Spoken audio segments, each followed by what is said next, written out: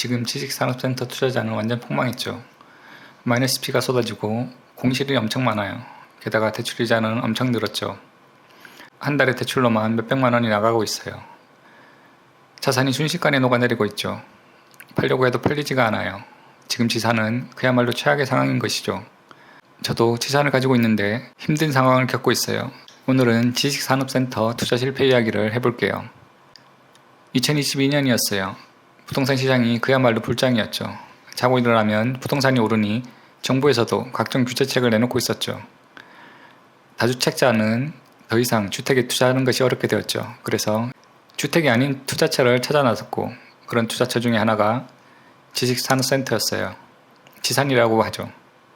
제 주변에도 지산으로 몇 억을 벌었다, 월세로 몇백을 꼬박꼬박 받고 있다, 빨리 투자해야 한다, 이런 분위기였죠. 실제로 매물을 보러 다니는 기간 동안에도 시세가 눈에 띄게 올랐어요. 부동산에 갈 때마다 지산의 시세도 지난번보다 올라 있었죠.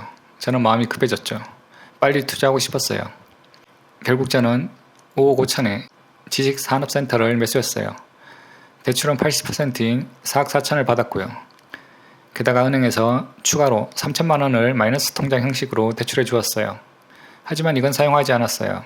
저는 소심하고 쫄보라 나중 일이 어떻게 될지 몰라 추가 대출은 사용하지 않고 유지만 했어요. 그래서 제 투자금은 1억 1천만 원이 들어갔어요. 그 당시 대출금리가 3.8%로 한 달 이자가 140만 원이 나갔어요.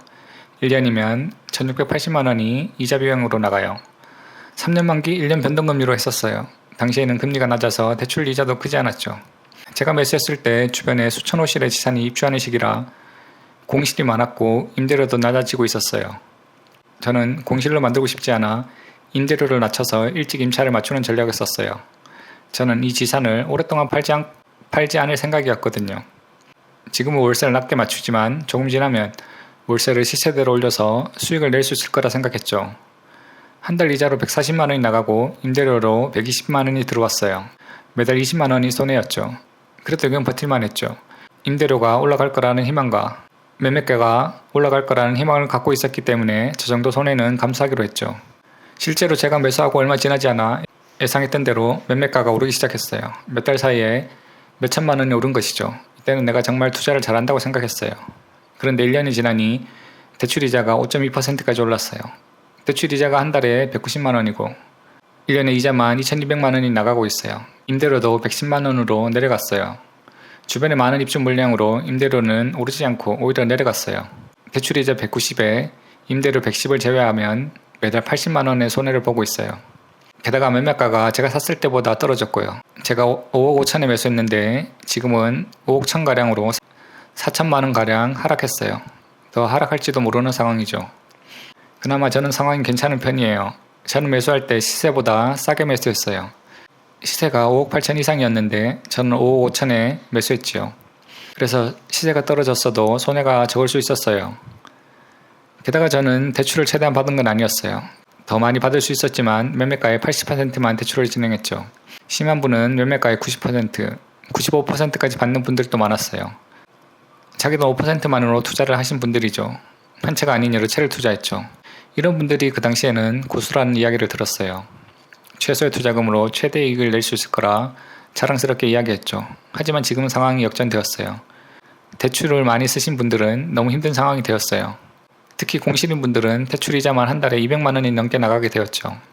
지산을 여러 채 투자한 투자자의 경우 대출이자만으로도 한 달에 수백만 원, 1년이면 수천만 원이 나가는 것이죠. 대출이자를 갚기 위해 일용직을 나가는 사람들도 있고요. PD수첩에서도 이런 이야기들이 나왔었죠. 저는 이번 지산 투자 실패로 배운 게 있어요.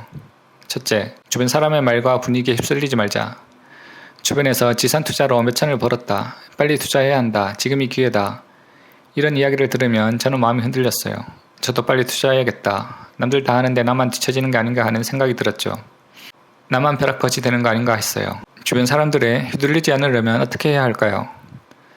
제가 제대로 공부해서 그 분야를 잘 알고 있어야 돼요. 나 스스로 혼자서 판단하고 결정할 수 있는 능력이 필요한 것이죠. 즉, 투자 공부를 많이 해야 한다는 것이죠. 두 번째, 너무 무리한 레버리지는 사용하지 말자. 투자자 중에 대출을 최대한 받아서 투자를 하는 사람이 많아요. 자기 투자금은 몇천 혹은 몇백 투자해서 수천에서 수억의 수익을 내는 투자자죠. 이런 사람을 보면 정말 부럽다는 생각이 들어요. 이런 분들은 상승장에서 엄청나게 자산을 늘려나가요. 하지만 하락장에서는 무너지고 말아요. 아무리 자산이 많아도 큰 하락장 한 번 만나면 파산하는 경우가 대부분이에요. 상승장에서 그 많던 투자자가 요즘 같은 하락장에서는 다 사라지고 보지 않죠. 저도 더 욕심을 내서 레버리지를 많이 썼다면 폭망했을 거예요. 투자는 망하지 않는 것이 첫 번째예요. 10번 성공해도 한 번 망하면 끝이 나요. 그래서 시간은 조금 더 걸리더라도 안전하게 가는 것이 중요해요. 마지막으로 나 자신에 대해서 잘 알아야 한다는 것을 배웠어요. 무슨 일을 하든 마찬가지겠지만 내가 어떤 사람인지 자기 스스로 아는 것이 중요해요. 나는 주변 사람들의 말에 쉽게 휘둘리는 사람인지, 투자한 물건이 하락하더라도 패닉에 빠지지 않는 사람인지, 분석적인지 또는 감성적인지 각각 다를 거예요. 내가 어떤 사람인지 알아야 투자도 거기에 맞춰서 잘 해낼 수 있어요. 한번 실패했다고 죽는 건 아니에요. 누구나 실패할 수 있어요. 누군가는 실패해서 넘어져 멈춰 있지만 다른 누군가는 실패해서 배워서 더 멀리 나아가기도 해요. 실패를 해결하는 과정에서 배우고 성장하는 것이죠. 우리 인생은 길어요. 한번 넘어졌다고 끝나는 게 아니죠. 지금 투자 실패로 힘들다면 성장하고 있는 거예요. 포기하지만 않으면 괜찮아요. 차근차근 하나씩 해결해 나가다 보면 좋은 날이 다시 올 거예요. 피가 낭자하는 현재의 지산 투자에서 누군가는 기회를 엿보며 더 열심히 공부하고 있지 않을까요? 오늘도 시청해 주셔서 감사합니다.